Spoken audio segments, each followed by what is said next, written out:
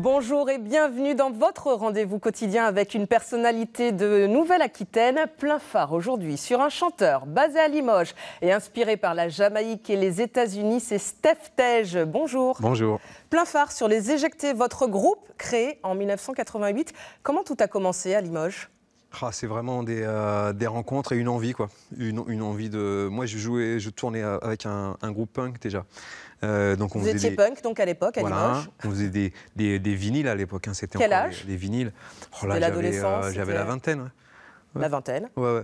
Et puis, suite à une mobilisation qui a duré plusieurs mois, j'ai écouté plein de musique, j'ai écouté tous mes vinyles, plein de trucs, et j'ai eu envie de faire autre chose, de mettre plus d'instruments dans ce que je faisais, et c'est de là qu'est venu le concept éjecté, quoi, de mélanger punk, musique jamaïcaine, rhythm and blues, avec des paroles en français, quoi. Vous étiez combien au départ ? Au départ, on était 6. C'était... Donc vous au chant, à la guitare. Chant, guitare, basse, batterie, un clavier, un saxophoniste et un trompettiste. Et ce nom, Les Éjectés, ça vient d'où ? C'est parce qu'on se faisait virer des locaux de répétition, mais automatiquement, et toujours pour des raisons débiles, quoi. Et sur un coup de tête, après s'être fait virer pour la énième fois, on a décidé de s'appeler les Éjectés. C'était pas pour des raisons musicales, c'était pas votre cocktail atypique Non, c'était vraiment soit un entrepôt qui était encore fonctionnel et qui se remplissait de cartons, donc on devait partir, soit un local ou un gars qui voulait jouer avec nous prêtait son local, mais comme il voyait qu'on était déjà au complet, il disait bon, il nous faisait partir aussi. Mais ça a été une chance parce qu'on était parti sur un jeu de mots avec ska, donc on pensait à Skacahuète ou Scamembert, et au bout du compte, heureusement qu'on s'est fait virer et qu'on s'appelait les Éjectés, même si c'est pas un super nom, c'est Steph Tej du groupe Skacahuète, plein phare sur une photo. On va découvrir une photo de vous sur scène, Steph Tej. On voit que ça en jette. Yeah, c'est comme ça que le groupe est né et qu'il grandit aujourd'hui encore. C'est la scène qui vous a fait. Beaucoup la scène, ça compte énormément la scène. Pas seulement, hein, parce que tout ce qu'on fait, le travail de studio et le travail de composition, c'est aussi un travail super important. Et ce qu'on fait autour du groupe. En fait, le groupe, on se sert du groupe pour faire passer des messages et puis essayer de faire passer le relais, aider des jeunes. Ça veut dire qu'à la base, votre ambition, c'était pas d'être qu'un simple groupe musical et de faire une carrière. Oui, tout à fait.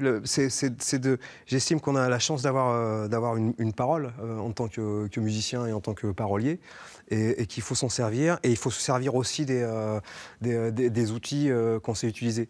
Mais ça vient aussi des influences. Je suis très influencé par des gens comme les Clash, Joe Strummer ou par Bob Marley, qui sont des gens qui se sont engagés, quoi. Et l'engagement, la musique leur permettait cet engagement. Ouais, c'est une recherche aussi dans les Éjectés. Quel rôle joue Limoges dans votre carrière ? C'est là que tout a commencé, c'est là que vous êtes encore aujourd'hui ? Oui, c'est un peu la base. C'est là où on revient régulièrement, quoi. Ouais. C'est là aussi où on prépare les albums, c'est là où on répète. C'est là où aussi on a les connexions avec des jeunes dans les quartiers ou dans les lycées. Donc c'est la base, c'est un endroit où on revient et où on a plaisir à revenir, on a plaisir à en partir et on est content d'y revenir aussi. Vous avez tourné dans une vingtaine de pays, sur 3 continents, la preuve que votre message touche au-delà du cercle local ? Oui, et puis ce qui est extraordinaire, c'est que il me semble que la musique, elle parle d'elle-même. C'est-à-dire que les gens, même s'ils ne comprennent pas les textes, ils comprennent l'intention du groupe. Et ça, c'est quelque chose qui est fabuleux, quoi. On a pu le voir en Tunisie, où on a beaucoup tourné dans les Balkans ou dans les pays de l'Est. Et un super échange. Est-ce que ça a été difficile de dépasser une notoriété locale, justement ? Au début, c'était des concerts à Limoges, c'était dans des salles à Limoges. Et puis, vous avez grandi, vous avez évolué. Oui, mais ça s'est fait... Après, c'est un sacerdoce aussi, c'est vraiment une volonté. Mais on avait cette volonté de s'exporter, d'aller voir ailleurs, déjà hors région. Et puis après, c'est aussi une chance, hein. Au bout d'1 ou 2 ans, en fait, on a beaucoup tourné dès le départ. Et au bout d'1 ou 2 ans, on a commencé à pouvoir jouer à l'étranger, notamment. On a commencé par la Suisse, après on était en Islande. Et après, on a eu cette possibilité de faire une tournée sur l'Allemagne, la République tchèque et Pologne. Et du coup, on s'est connecté avec les gens là-bas et on y retourne régulièrement depuis le début, quoi, depuis les années 90. Quoi. Pareil pour l'Espagne, l'Italie, le Canada aussi. Avec toujours cette même démarche d'aller au-delà de la simple représentation musicale, d'aller à la rencontre des gens. Oui, parce que pour moi, la musique, enfin ce qu'on fait en tout cas, c'est pas une démo, c'est vraiment un échange. Les concerts doivent se faire dans l'échange. Et moi, je pense qu'on a été récompensés. Pour nous, les tournées à l'étranger, c'est aussi un poumon, quoi, énorme. Et les échanges sont énormes. Je m'intéresse aussi beaucoup à ce qui se passe dans les pays. Et c'était intéressant aussi de voir l'évolution, notamment en Pologne ou République tchèque, par exemple, qui avait vécu 30 ans derrière le mur, quoi. Et les premières années où on a été là-bas, c'était pas longtemps après la chute du mur. On a vu l'évolution du pays et des gens. Et oui, c'est fascinant. Et puis des connexions, des amis, quoi. Je racontais ça l'autre jour, il y a des gens que je retrouve, on va boire une bière à Prague ou à Katowice ou à Varsovie, et c'est comme si, on ne s'est pas vu depuis 2-3 ans, mais c'est comme si on s'était vu hier, quoi. Quand vous êtes à l'étranger comme ça, Limoges, ça parle ou vous êtes français avant tout et... Mais ça parle un peu, Limoges c'est un peu connu pour la porcelaine, un petit peu le basket. Et en toute modestie, un petit peu les éjecter aussi, quoi. Et vous cherchez justement, oui, à être des ambassadeurs de Limoges ? Oui, je trouve que c'est pas mal parce que j'ai aussi c'est un peu un combat de dire qu'on peut être artiste et compositeur et pas forcément dans une grande ville ou dans un grand pays.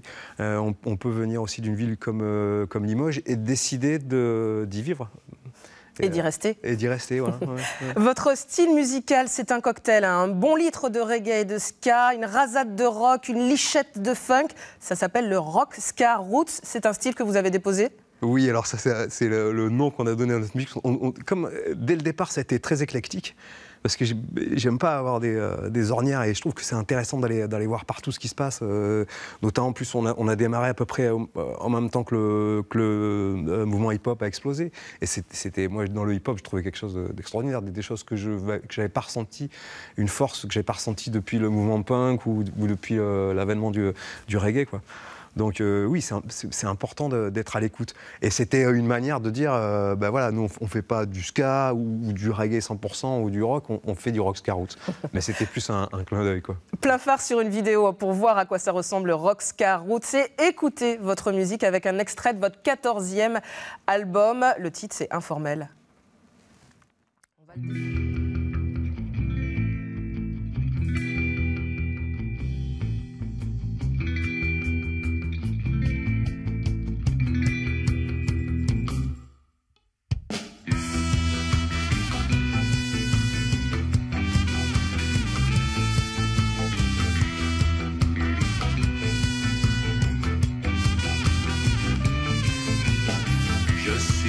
Informel de l'humanité, j'habite les poubelles de vos sociétés, en périphérie de vos tours d'acier, squatteur locataire de vos terres souillées. L'informalité est ma destinée, je ne suis pas né dans le bon quartier. L'informalité est mon identité, je ne suis pas né du bon Steph Tej, L'Informel, un extrait de votre 14e album. Vous allez fêter vos 30 ans d'existence l'année prochaine. Quel est le secret de votre longévité ? Je pense que c'est l'implication dans ce qu'on fait, la route et les gens. Parce qu'en fait, on est plus tourné vers les autres et je pense que c'est ce qui fait notre longévité. C'est les gens, les voyages, les concerts, c'est l'essence, quoi, qu'on met dans la machine. Et l'essence est plutôt bonne dans les endroits où on a été. Donc, Vous êtes le seul rescapé de la formation originelle. Hein. Vous me disiez que vous étiez 6 au départ. Oui, ça a changé, maintenant vous êtes 3. Oui, ça a changé. En fait, on a eu une période, en gros, de 88 à 92, on était 6. À partir de 92, on est passé en grosse formation. On était entre 9 et 11 sur scène.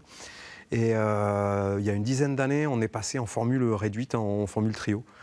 On a changé un peu de nom d'ailleurs, c'était Les Éjectés, après en 92 c'est devenu Éjecté tout court, et quand on a changé de formule, quand on est passé en trio, c'est devenu Steph Tej et Éjecté. Raga Cacahuète n'a pas refait surface, vous n'avez pas cherché à changer de nom?